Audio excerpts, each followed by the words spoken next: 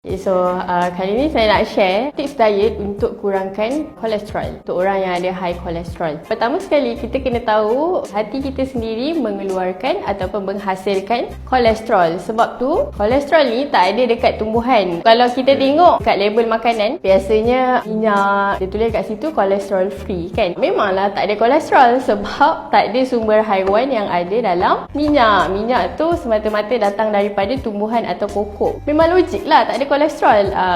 Kolesterol dia tak boleh berjalan sendiri dalam darah. Dia memerlukan transporter. Transporter ni ada dua jenis, HDL dan juga LDL. HDL is high density lipoprotein, LDL is low density lipoprotein. Kenapa LDL ni dikatakan sebagai bad kolesterol ataupun kolesterol jahat? Sebab dia ni lah yang akan bentuk plak dalam kita punya saluran darah. Bila ada banyak kolesterol yang melekat dalam saluran darah, inilah yang menyebabkan seseorang itu berisiko untuk dapat high kolesterol, seterusnya dapat serangan jantung, heart attack. Manakala HDL kita sebut sebagai good cholesterol sebab apa? Dia ni lah yang akan berfungsi untuk menurunkan paras low density lipoprotein. Dia akan bawa ke hati untuk dibuang. Makanan yang mengandungi LDL ni yang menyebabkan tinggi kolesterol jahat ialah makanan yang ada sumber trans fat ataupun saturated fat, lemak tepu. Contoh makanan macam mentega, daging. So ambil daging dalam kuantiti yang banyak, ambil hari-hari pun boleh menyebabkan high kolesterol. Trans fat banyak dalam processed food macam nugget, sausage,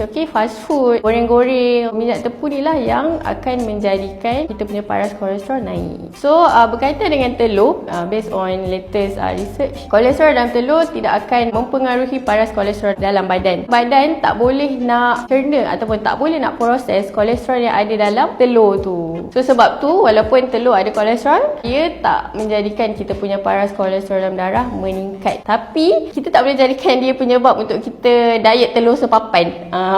Kita still kena ambil dalam kuantiti yang sederhana. Kita punya saranan dalam 2 ke 3 biji seminggu. Tips macam mana nak kurangkan paras kolesterol? Yang pertama, kita kena makan makanan yang mengandungi beta glucan. Beta glucan ni biasanya ada dalam oat. Kalau kita tengok packaging dekat oat tu, dia ada tulis mengandungi beta glucan, which is baik untuk kurangkan paras kolesterol. So macam mana mekanisme beta glucan ni kurangkan paras kolesterol dalam darah? Yang pertama, beta glucan ni dia akan melekat dengan bile acid. Bile acid ni adalah sejenis cecair yang digunakan untuk menghasilkan kolesterol. Bila beta glucan ni melekat dengan bile acid tadi tu, penghasilan kolesterol otomatik akan berkurang. Sebab tu kita boleh kurangkan paras kolesterol. So berapa kali nak makan oat, berapa banyak nak makan oat? Saranan dia macam ni, sehari dalam 3 ke 6 sudu oat. Barulah kita nampak efek dia penurunan kolesterol dalam darah. Itu satu, beta glucan. Second, plant sterol. Biasanya ada dalam susu. Dia tulis mengandungi plant sterol, which is baik untuk kurangkan paras kolesterol. So macam mana plant sterol ni berfungsi dalam kita punya badan? Macam mana dia kurangkan paras kolesterol? Yang pertama, dia akan melekat terus dengan kita punya kolesterol yang dihasilkan tu ataupun kolesterol yang berlebihan, and then dia akan bawa keluar melalui najis. So semudah itu sahaja mekanisme plant sterol macam mana dia kurangkan paras kolesterol. Dia hanya melekat dekat kolesterol tu and then buang melalui najis. Yang ketiga, soya.